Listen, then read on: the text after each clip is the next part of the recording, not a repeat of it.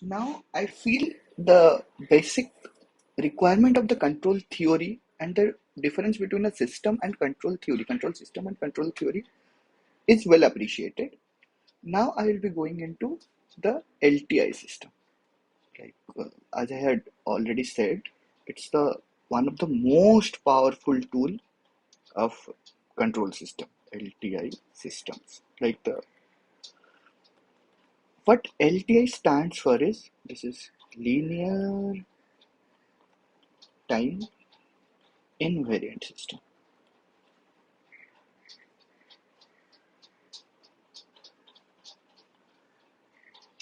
So what does the this crazy term mean? Linear time invariant. So we can break this term as into two parts. One is linear and another is time invariant. Like two kinds of systems,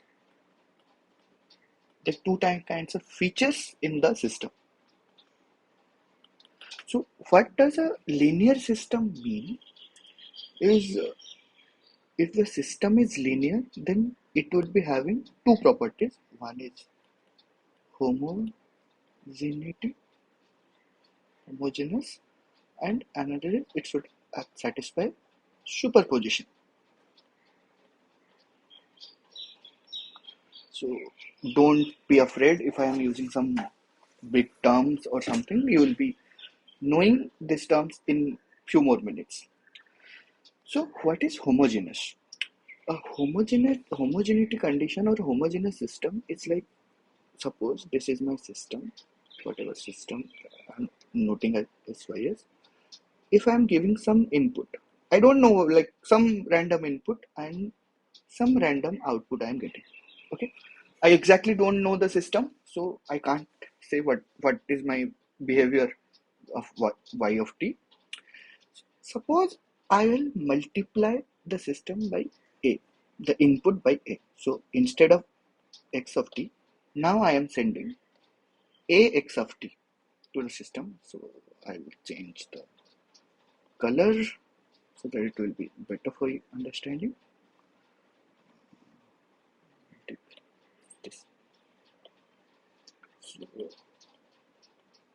then if my output is something new output y dash of t, if the y dash of t is exactly multiplied by the same amount a which I had x like y of t, the output is also been magnified by the same scalar amount, then that is called a homogeneous.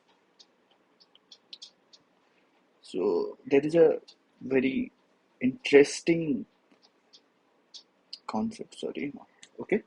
Like I'll just ask you guys, uh, if my system is like this is t, this is x of t, okay, and like the and sorry, pardon me, this is x of t. I'm giving the x of t, and I'm getting y of t. Okay.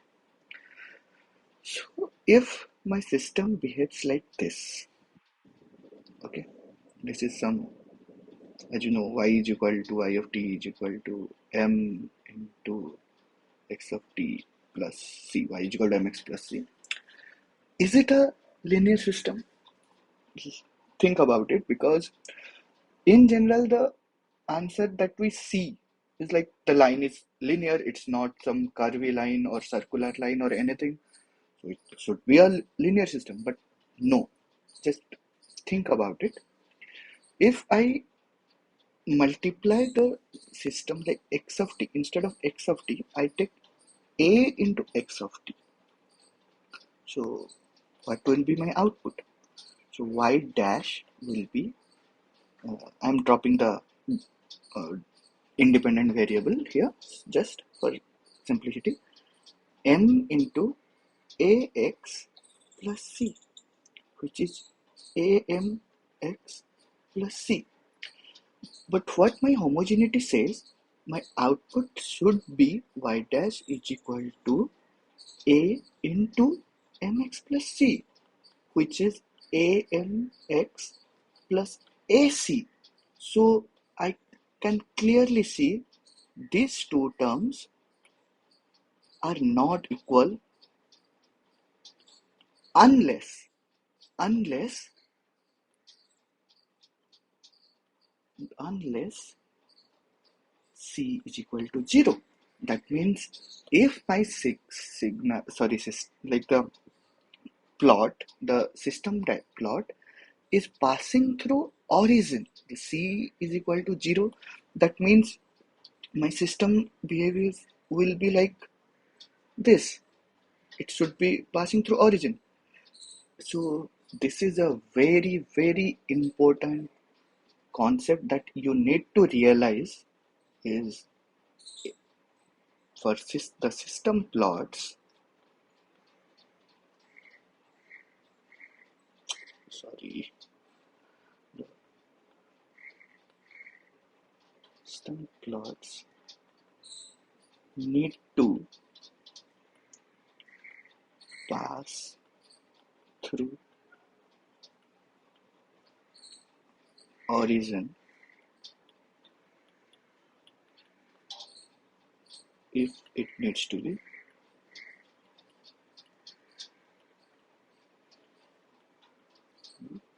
linear. Okay, so one property which we learned right now is the homogeneous property. What homogeneous property says, if my input is amplified by a some constant a or alpha, then my output needs to be amplified by the exact amount. Okay, now let's come to the other part of the linear system, which is superposition. Okay, so what does superposition mean? So let's now assume like this system is linear, and I am giving two types of inputs. One is x1 of t,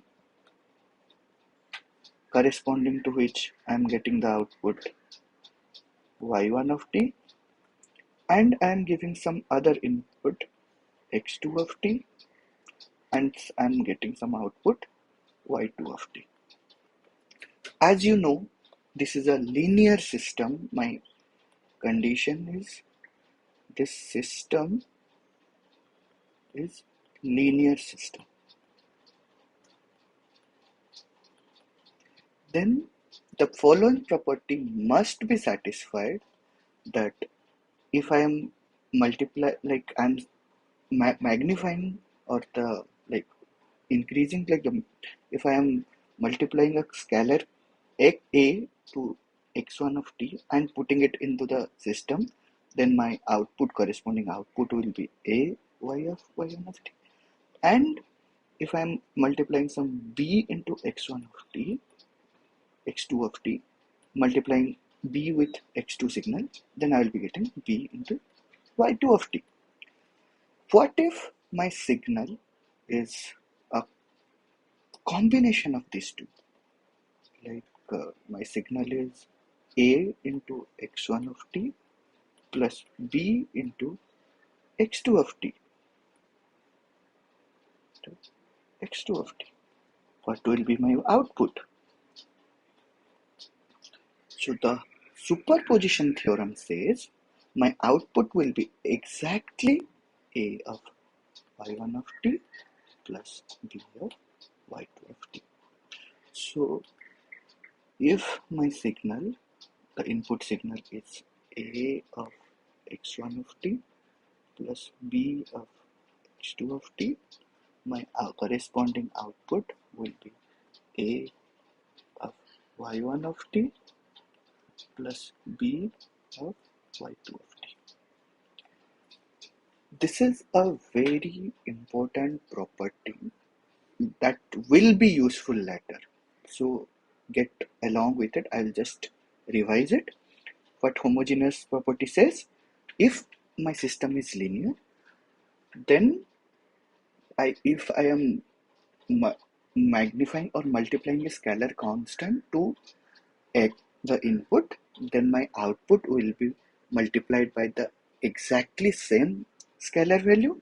And what superposition theorem says, if my system is linear and I am take the linear combination of two independent signals, will be the output will be the same amount the coefficient linear combination of the individual outputs.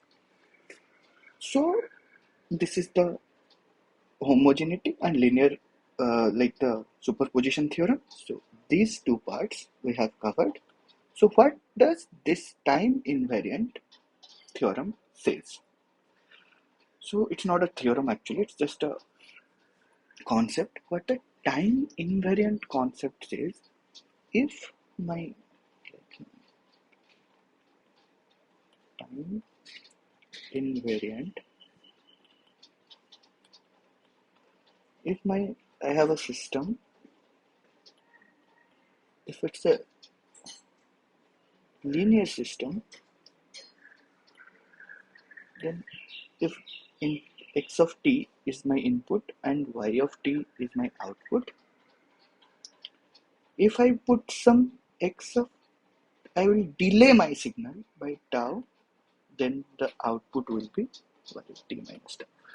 This is the theorem said. Let's appreciate like what it wants to say. So what it technically says is, if I'm giving some input x of t at t and I'm getting some kind of output like this is a typical impulse response signal which you will learn later, just offset table system. But what if I change my signal, like I delay it and I'll give at this time, instead of t is equal to 0, I'll give a t is equal to some tau. So how my signal will be like this exact amount of time delay, it's tau, the same behavior will be followed. So this is called the time invariant system. So what is the beauty of this system is, we'll learn it in the next class maybe. Thank you.